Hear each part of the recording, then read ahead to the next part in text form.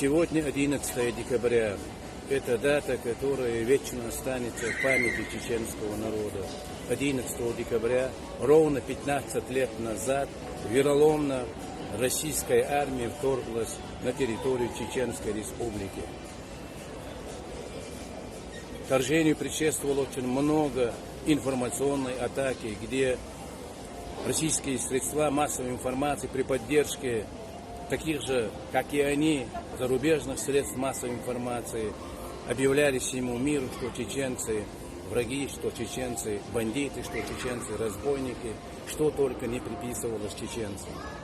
И это все делалось из-за того, что чеченцы хотели такую маленькую толику. Они хотели независимости. Они не хотели жить в общежитии, где детей или не рожают, или же родившиеся отдают в детские дома, где стариков выгоняют и вместо них дома держат собак. И вот эта разница между нашей ментальностью, чеченцами и людьми, которые сегодня зовут себя русскими, вот мы не хотели этого, мы хотели, чтобы дети были в семье. Если родители даже умерли, круглые сироты, что эти дети находятся под опекой дяди, двоюродного дяди или своего рода. Мы не хотели, не хотим сдавать своих детей, своих матерей, своих отцов в дома престарелых. И вот эта первопричина была того, что нас ненавидели и, называя нас разными эпитетами, наделяя нас, вторглись на территорию Чеченской Республики. Прошло 15 лет, мы уже, оглядываясь назад, смотрим, кто что пишет, кто о чем говорит. Вот бывший глава администрации президента Филатов буквально вчера пишет, что он жалеет, что мы вторглись в Чеченскую Республику, что это была ошибка. Этот подлец думает, что мы не знаем причину и что он здесь хитрит. А причина была другая. Причина была другая. В 2005-2006 году я встречался по настоятельной просьбе Павла Грачева. У меня была с ним встреча, мы с ним целый день провели на даче под городом Тулой. Это по его просьбе, и он говорил: Руслан, вы один из тех небольшого количества людей, которые в свое время представляли Чеченскую Республику Ичкерия. Вы должны знать правду. Обо мне вот эти люди, эти преступники пишут разные пакости, но ты должен знать причину, главную причину, все-таки что же произошло тогда.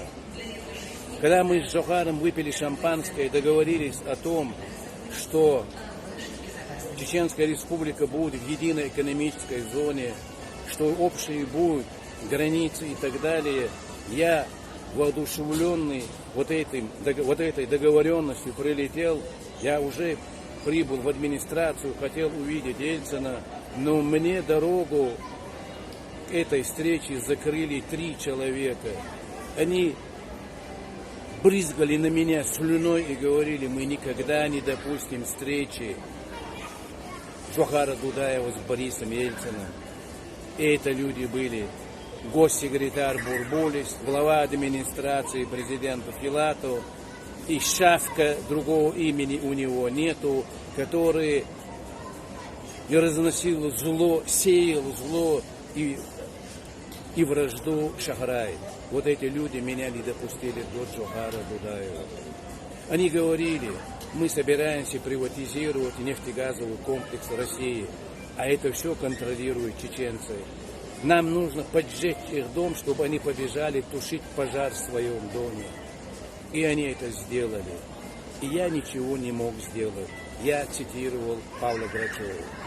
Прошло время, 15 лет. Все теперь уже, пожалуй, знают, что причиной всему было вот это. Да, очень много нанесено не просто вреда, а совершено преступлений. Это был открытый геноцид чеченского народа. По разным данным, очень много убитых, но цифра 300, она при всем большом, любом желании, любого, она не уменьшается. Более 300 тысяч убитых. Обе войны.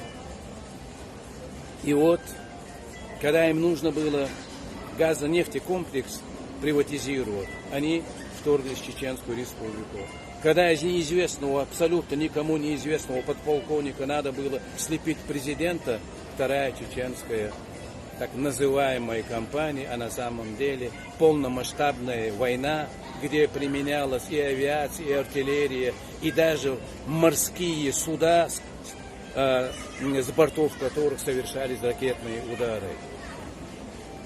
Ракетные удары по центральному рынку города Грозного были совершены с Каспийского моря с кораблей, где были убиты сотни женщин и детей. Сегодня все знают, что дома в Москве, Волгодонске и в Буйнакске взрывали специальные службы Российской Федерации. Это разжевано и положено в урод. И после всего этого есть люди, которые хотели бы, чтобы это все-таки сделали чеченцы.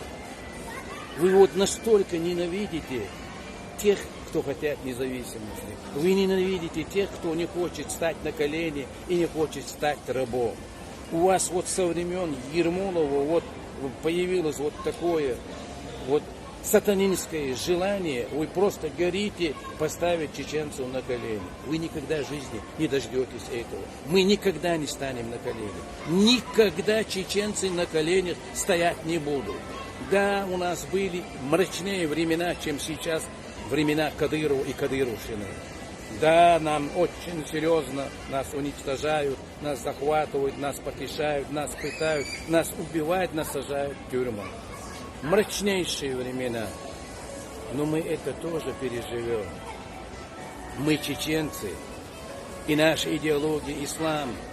Мы знаем, что мы будем возвращены Господу миров всемогущему Аллаху. И поэтому мы остаемся верны той, мы только рабы Аллаха. Мы не пехотинцы Путина, Джорджа Буша, Трампа и прочих режимов и тиранов. Возвращаясь обратно к тому, с чего я начинал. Прошло 15 лет, много времени.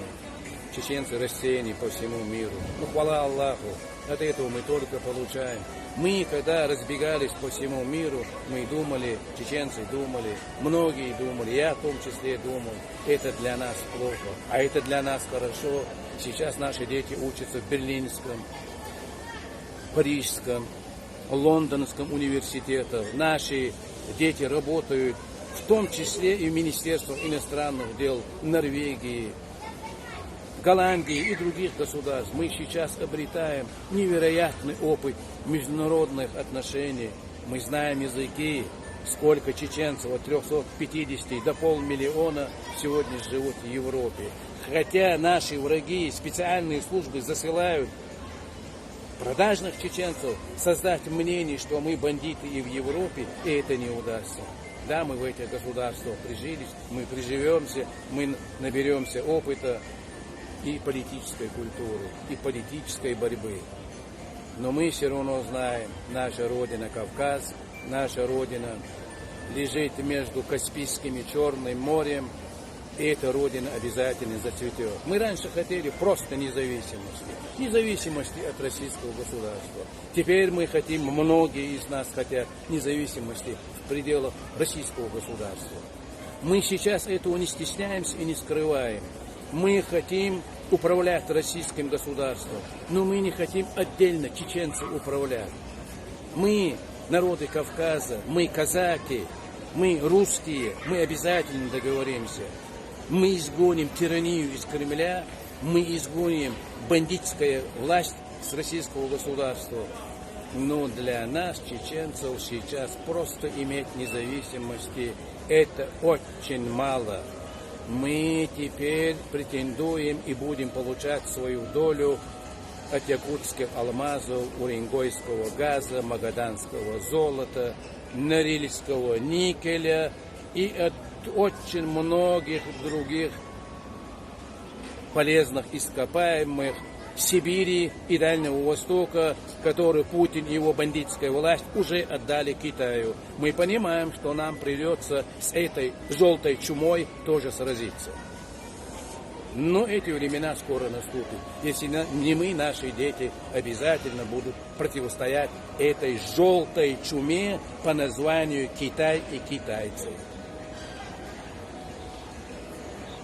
Я обращаюсь к кавказцам, обращаюсь ко всем людям. 15 лет вас должны были научить, и вы должны были понять, что те, кто вторглись в Чечню, были бандиты. Это бандитская страна, это бандитское государство. Чеченцы хотели отстоять только свое право на существование, реализовать свое право, гарантированное Господом миров и международным сообществом, иметь свое государство. Мы от этого не отказались, мы обязательно к этому будем двигаться, но уже это будет делать в семье, кавказской семье, в семье российских народов, и мы обязательно этого добьемся. Я желаю всему чеченскому народу, всем кавказским народам, в том числе я заостряю внимание и казачество, и всем другим народам благополучия. Я желаю, чтобы у нас у всех было очень много хорошего. И для того, чтобы этого добиться, мы должны что-то делать. Просыпайтесь, давайте объединяться. Пусть уроки двух чеченских войн для всех будут уроками, где вы вот эти ужасы войны на себе, на своих близких не будете испытывать. Давайте объединяться, давайте вместе мы наведем порядок вот в этой стране. И пусть все получат то, что они этого заслуживают.